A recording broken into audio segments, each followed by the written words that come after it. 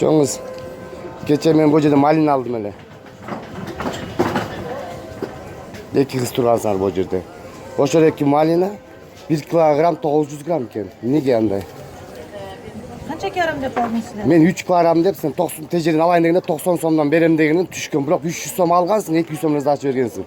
Men hem amel 200 tane bergen turaydı, uyga alıp barıp turup, anı men özüm neyeceğim, ala gelçi dep akçaсын bergende. Anim ya. Tartan men gaz barın makmetten gaz. Normal salt veresin.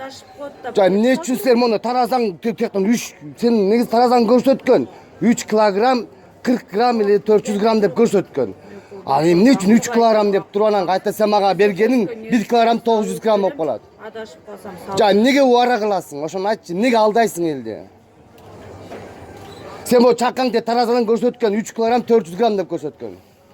Peki, может adashib qoldim. Hani işe 90'dan berem degensin. Sen 300 so'm algansın. Bu yerda tursa degan bosilib qoladi-da, ko'rkazda adashib. Salt ver gazı. 1 kilogram 100 gram işe 30 so'm beresin. Nega? Sen 90'dan bergensin. Sen 300 so'm alıp kaldın.